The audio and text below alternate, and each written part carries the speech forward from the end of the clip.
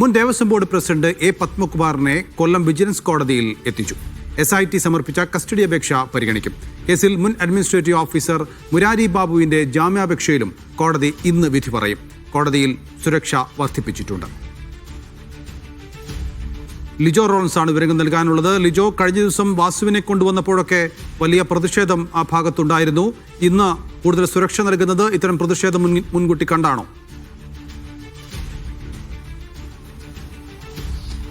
നൗഫൽ, മുൻ Devaswom board പ്രസിഡന്റായിട്ടുള്ള A പത്മകുമാറിനെ കോടതിയിൽ ഇപ്പോൾ ഹാജരാക്കിയിരിക്കുകയാണ്. കൊല്ലം വിജിലൻസ് കോടതിയിലാണ് ഹാജരാക്കിയിരിക്കുന്നത്. 10:15 കൂടെ തന്നെ ഇവിടെ എത്തിക്കുകയായിരുന്നു ചെയ്തത്. വലിയ രീതിയിലുള്ള ഒരു പോലീസ് സന്നാഹം തന്നെയാണ് ഇവിടെ ഒരുക്കിയിരിക്കുന്നത്.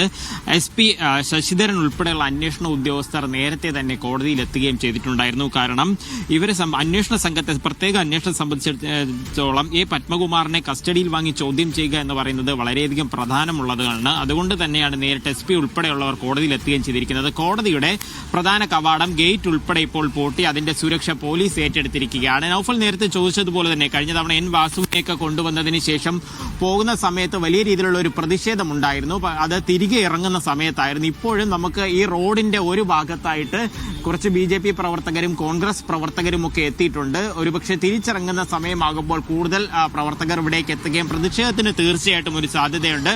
അതുകൂടി മുന്നിൽ കണ്ടുകൊണ്ടാണ് പോലീസ് വലിയ രീതിയിലുള്ള ഒരു സുരക്ഷ ഒരുക്കിയിരിക്കുന്നത്. എന്തായാലും പത്മകുമാറിനെ അന്വേഷണ സംഘത്തിന്റെ കസ്റ്റഡിയിൽ കൊടുക്കുമെന്നുള്ള കാര്യത്തിൽ യാതൊരു സംശയവുമില്ല. അത്തരത്തിൽ കസ്റ്റഡിയിൽ കൃത്യമായി ചോദ്യം ചെയ്യേണ്ടിയിരിക്കുന്നുണ്ട്. ഇതിനുശേഷം പല ആളുകളുടെ മൊഴി പത്മകുമാറിനെതിരെ തന്നെ വന്നിട്ടുണ്ട്. അതുകൊണ്ട് ആ മൊഴികളുടെ കൂടെ അടിസ്ഥാനത്തിൽ കാര്യങ്ങൾ ചോദിച്ച് മനസ്സിലാക്കുക എന്ന് പറയുന്നത് അന്വേഷണ സംഘത്തെ സംബന്ധിച്ചിടത്തോളം ഏറെ നിർണായകമാണ്. മാത്രവുമല്ല, മുരാരി ബാബുവിന്റെ ജാമ്യ ഹർജിയിൽ ഇന്നാണ് കോടതി വിധി പറയുന്നത്. നേരത്തെ തന്നെ അക്കാര്യത്തിലുള്ള വാദങ്ങളെല്ലാം പൂർത്തിയാവുകയും ചെയ്തിട്ടുണ്ടായിരുന്നു. മുരാരി ബാബുവിന് ജാമ്യം നൽകുന്നതിന് പ്രോസിക്യൂഷൻ ശക്തമായി തന്നെ എതിർത്തിരുന്നു. കാരണം ഈ ഒരു കേസിനെ സംബന്ധിച്ചിടത്തോളം ഉള്ള ഒരു കിൻപിൻ അല്ലെങ്കിൽ ഇതിന്റെയൊക്കെ ഒരു തുടക്കം എന്ന് പറയുന്നത് മുരാരി ബാബു എന്നുള്ള ഒരു വാദമാണ് പ്രോസിക്യൂഷൻ തന്നെ ഉന്നയിച്ചിരിക്കുന്നത്. അത് ശരിയാണെന്നുള്ള രീതിയിലുള്ള മൊഴികൾ തന്നെയാണ് ഇപ്പോൾ അന്വേഷണ സംഘത്തിനും എന്തായാലും ലഭിച്ചിരിക്കുന്നത്. അപ്പോൾ മുരാരി ബാബുവിന്റെ ജാമ്യ ഹർജിയിൽ ഒരു വിധിയുണ്ടാകും.